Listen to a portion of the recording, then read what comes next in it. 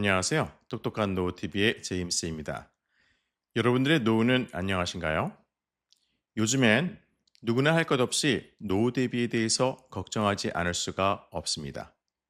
당장 먹고 사는 게 바쁘고 자녀도 양육하고 결혼시키느라 정신이 없어서 등의 여러 가지 현실적인 이유로 노후 준비를 미룬다는 분들이 많이 계십니다. 하지만 나이가 들어서 가장 중요한 것은 무엇보다 경제적으로 남의 도움이 없이 혼자 살아갈 수 있는 능력이라고 생각합니다. 돈이 없으면 나이가 들었을 때 여러 가지의 리스크를 대비할 수 없게 되겠죠. 젊었을 때 생애 주기에 맞는 노후 설계를 하지 않으면 노후 파산이 남 일이 아닌 바로 나의 일이 될 수가 있습니다. 그러면 지금부터 왜 우리가 노후 설계를 해야 하는지를 세 가지로 나누어서 생각해 보도록 하겠습니다. 첫 번째, 앞으로 우리의 기대보다 훨씬 오래 살 수가 있다는 것입니다. 많은 어르신께서 생각하시는 것 중 하나는 80세 이후의 삶은 없다는 가정입니다. 과연 그럴까요? 매년 평균 수명은 점점 길어지고 있으며 앞으로는 100세 이상 오래 살 수도 있다는 사실입니다. 현재 한국도 초고령화 사회로 접어드는 시점을 앞두고 있습니다. 현재 대한민국의 평균 수명은 남자가 82세, 여자가 86세입니다. 고령화 사회에서 초고령화 사회로 바뀌는 시간은 OECD 가입국들에 비해서 한국이 그야말로 너무나 빠른 속도로 달려가고 있습니다. 학자들에 의하면 앞으로 20년이 채 걸리지 않는다는 것입니다. 그러므로 옛날에 가지고 있던 습관적인 생각에서 최대한 빨리 벗어나 미래를 보는 시각을 키워야 한다는 것입니다. 다시 말하면 저성장 시대에서 100세까지 혼자 살아야 한다는 말입니다.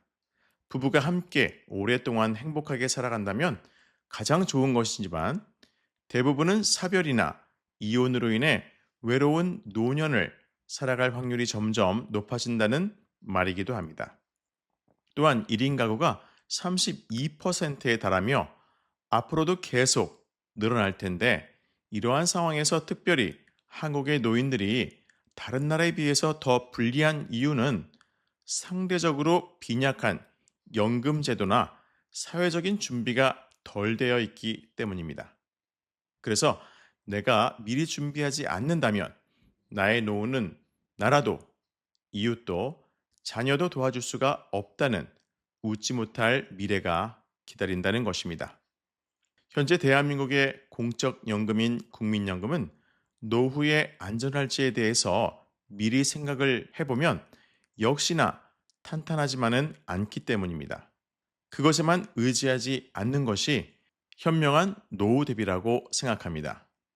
실제로 65세 이상 국민연금 수급 대상자는 54%밖에 되지 않으니 나머지 46%는 그 흔한 노령연금도 받고 있지를 않는다는 아주 심각한 이야기입니다.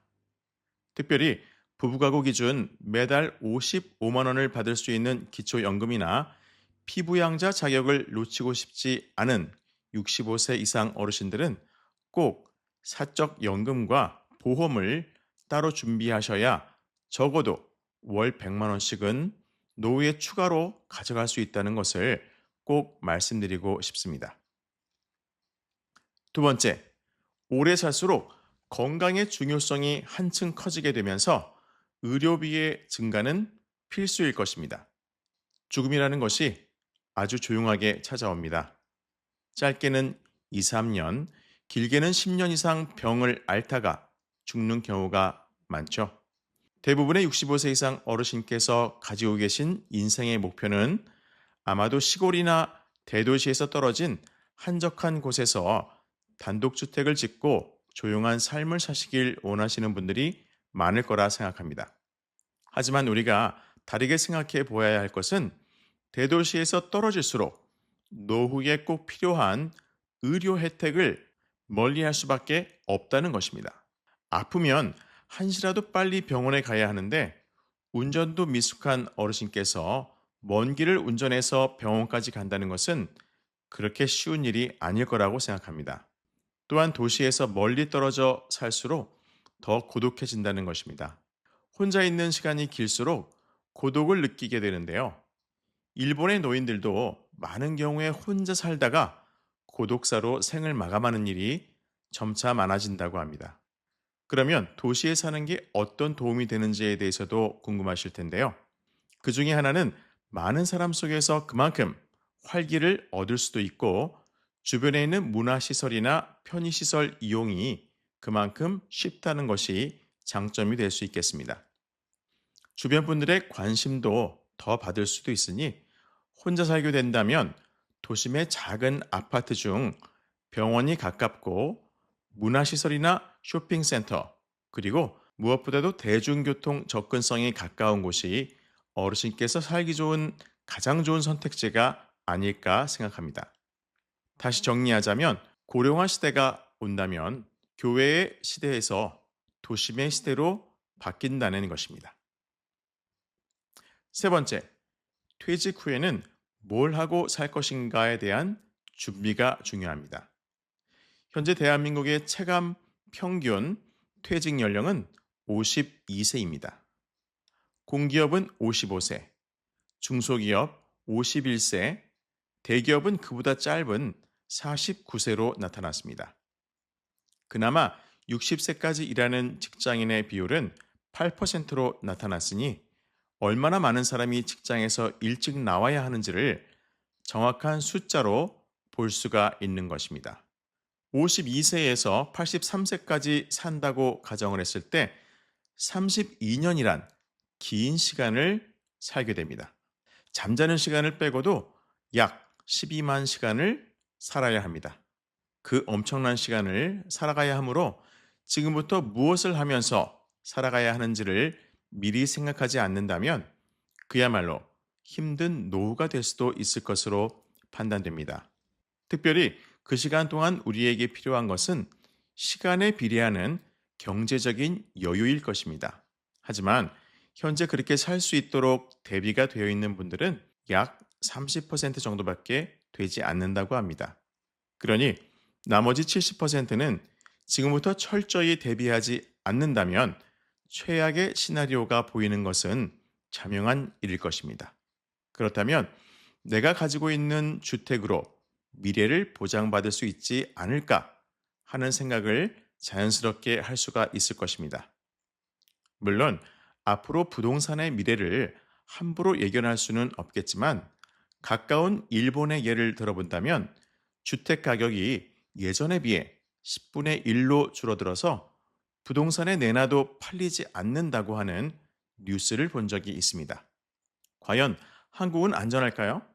만약 이런 일이 한국에서도 일어난다면 우리의 노후는 행복하지 않을 것입니다. 여러분들은 노후 자금이 얼마가 있으면 걱정이 없을 거로 생각하시나요? 여기에 대한 해답은 각자의 형편과 상황이 다 다르므로 뭐라고 딱히 답이 나올 수는 없을 것입니다.